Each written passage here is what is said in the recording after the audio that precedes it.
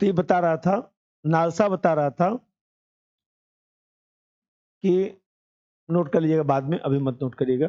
NALSA बता रहा था कि नालसा जो है हम लोग क्या 1987 में नालसा का गठन हो गया था।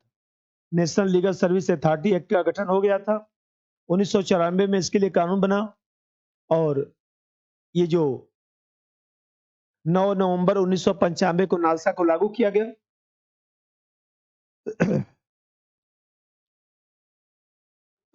ये बता रहा था कि विधिक सेवा प्राधिकार अधिनियम, तो विधिक सेवा प्राधिकार अधिनियम legal national legal service authority act, तो ये जो नालसा है 1987 में नालसा बनाया गया था। इसके लिए 1994 में कानून बनाया गया और 9 नवंबर 1995 से इसको लागू किया गया। दूसरा चीज इसमें बताया, जो नालसा होता है तो नालसा का क्या उद्देश्य होता है। तो नालसा का उद्देश्य होता है कि जैसे मान लीजिए देश के भीतर जो लोग भी गरीब लोग हैं उन लोगों को निःशुल्क विधिक सहायता उपलब्ध कराना, उनको जो है कानूनी सहायता देना, उनको सलाह देना। दूसरा चीज है कि कानूनी रूप से लोगों को जागरूक करना, जैसे लोक अदालत, परिवार न्यायालय, इस तरह की जो चीजें आयोजित होती हैं वो अभी नालसा के माध्यम से ही आजकल होती है। जो रिजोल्यूशन है, वैकल्पिक समाधान जो व्यवस्था है, उसके तहत जितना भी कल मैं बताया था, सुलह कराना, समझौता कराना, 5 तरह का चीज बताया था, मध्यस्थता, वो पांचों याद रखिएगा। तो वो सब कराने का काम जो है नालसा के माध्यम से होता है। कोई मान लीजिए अपराध से पीड़ित व्यक्ति है तो अपराध से पीड़ित व्यक्ति को जो है क्षतिपूर्ति प्रदान करता है। और फिर मैं बता रहा था इसमें जो है जो नालसा बनाया गया है तो नालसा का पूरा जो है एक सिस्टम है। तो नालसा का जो संगठन है, जो स्ट्रक्चर है, स्ट्रक्चर में जो नालसा है, तो नालसा को जो है देखा जाए तो एक तो राष्ट्रीय स्तर पर नालसा लागू है। तो राष्ट्रीय स्तर पर नालसा लागू है तो supreme court legal service council बनाया गया है राष्ट्रीय स्तर पर।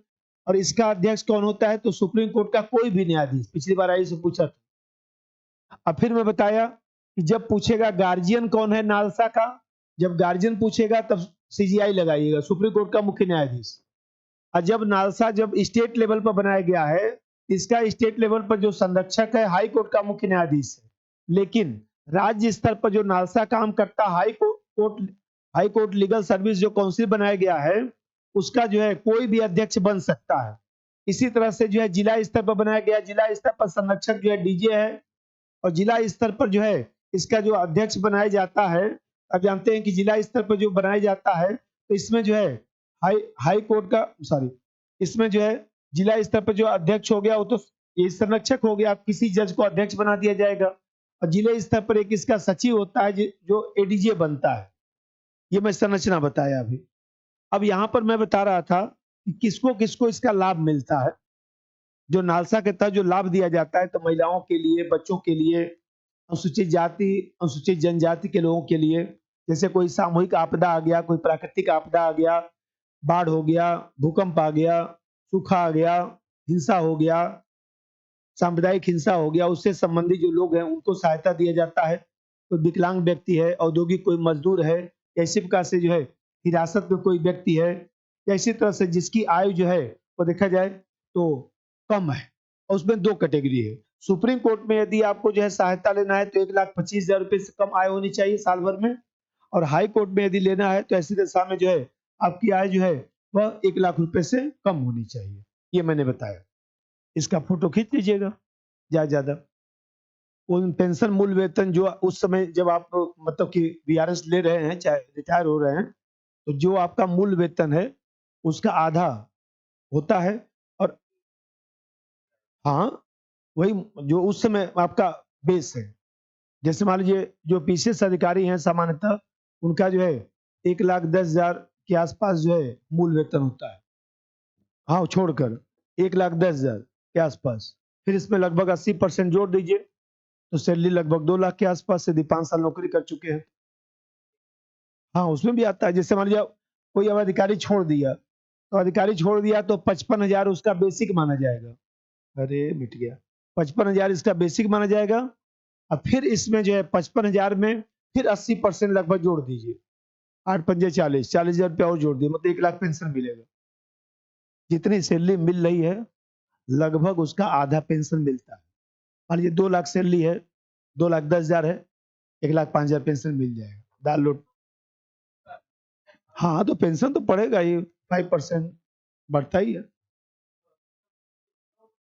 80 साल पर पेंशन ज्यादा हो जाता है। लेकिन पहले मामला निपटे हो, बाकी तो मैं करवा ही दूंगा।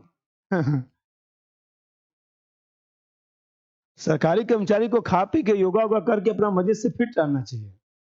हम भी फिट ही तो हैं, अपना घूम टहल रहे हैं, पढ़ा रहे हैं, फिट रहे, जिससे 1 तारीख को आता रहे, दाल रोटी चलता रहे, आप लोगों को भी पढ़ाता रहूं। चलिए, अब वो जो है सरकारी नौकरी का 2 ही फायदा है। एक तो समाज में थोड़ी प्रतिष्ठा, और दूसरा चीज है कि दाल रोटी की चिंता नहीं रहती है। ठीक है, 1 तारीख को आएगा ना यार, और कुछ हो चाहे मत हो दुनिया में। हाँ, गारंटी है, सरकार गारंटी ली है। और अब जैसा समझिए, तो मैं बता रहा था कि अब इसमें जो है, ठीक है, 3 ही चीज आते हैं। अब इसके लिए जो योजनाएं चल रही है हमारे यहाँ, नालसा के तहत चल रही योजनाएं, हेडिंग बनाइए, नालसा के तहत चल रही योजनाएं। पहली योजना है मुफ्त एवं सक्षम विधिक सहायता, जो नालसा का, उसको कहते हैं नालसा विनियमन। नालसा विनिय विनियमन, नालसा रेगुलेशन, विनियम ही लिखिए, उसका हिंदी विनियम ही होगा। नालसा विनियम 2010, ये शुरू किया गया 2010 में, मिलाने को आता है इसलिए बस लिख देता हूँ, 4-5 चल रहा है। एक लाइन ध्यान रखिएगा, केवल एक कानून 2010 में बना था, जो नालसा विनियमन जो बना था, मुफ्त एवं सक्षम विधिक सेवाएं जो देने की बात थी 2010 में, बाकी सब 2015 में, काम खत्म।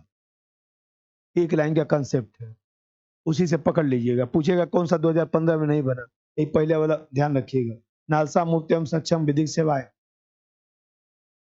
विनियमन, पहला वाला। अब जानते तो है पिछली बार आई इसमें क्या किया था, 2 क्वेश्चन पूछा था नालसा का, और 2 क्वेश्चन में पूछा क्या था, अब उससे आसान क्या पूछेगा कि नालसा के तहत कौन कौन लोग आते हैं, यही तो पूछा था क्वेश्चन। वो भी गलत लगा के चले आए। लिखवाया था कॉपी में, महिलाएं, बच्चे, मान लीजिए बुजुर्ग व्यक्ति, विकलांग व्यक्ति, सब टिक लगा देना चाहिए था, सब सही है। और फिर दूसरा पूछा था, वो जो चार्ट बनाया था अभी, इससे पूछा था कि कौन जो है नालसा का कार्यकारी अध्यक्ष कौन होता है, तो लिखा था सुप्रीम कोर्ट का मुख्य न्यायाधीश, गलत, सुप्रीम कोर्ट का कोई भी न्यायाधीश, ये टिक लगेगा। उसमें आंसर 4 दिया था ना, तो सुप्रीम कोर्ट का कोई भी न्यायाधीश ना, सब बदल गया, बदल गया 2019 में। उसमें भी कोई न्यायाधीश बन सकता है, कार्यकाल 3 वर्ष, अब 3 वर्ष कर दिया गया कार्यकाल राष्ट्रीय मानवाधिकार आयोग का, NHRC, national human right commission. अब देखिए, इसमें जो है ये लोग करते क्या, सुन लीजिए।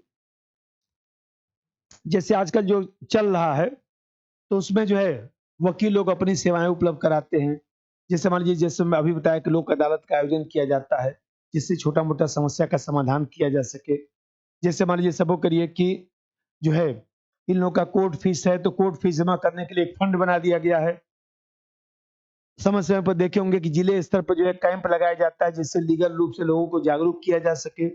और उस दिन मैं बताया था कि जो एडीआर जो सिस्टम है, उस एडीआर सिस्टम के तहत जो 5 बातें हैं, उसको लागू कराने का प्रयास करता है। अब समस्या ये है नालसा में कि नालसा के बारे में ज्यादा लोग जानते नहीं है, प्रशिक्षण की कमी दिखाई देती है, या इसी प्रकार से जो है वह देखा जाए तो सुप्रीम कोर्ट ने जो कहा था कि हम लोगों के यहाँ जो है ये जो बहुत इफेक्टिव नहीं हो पा रहा है, जो अभी मैं बताया, इफेक्टिव इसलिए नहीं हो पाता है कि लोग उस पर विश्वास ही नहीं करते हैं। और फिर तीसरा जो समस्या है कि जैसे मान लीजिए जो भी कस्टमर है वो संतुष्ट है कि नहीं, तो कस्टमर की संतुष्टि के लिए कोई मैकेनिज्म डेवलप नहीं हो पाया। भाई हमें कहते हैं आप संतुष्ट हैं कि नहीं, ये भी तो देखना है, तो उसके लिए कोई मैकेनिज्म सरकार का डेवलप नहीं है। लेकिन यहीं पर पीटी रहने दीजिए। इतना ही पूछता है आप लोगों को।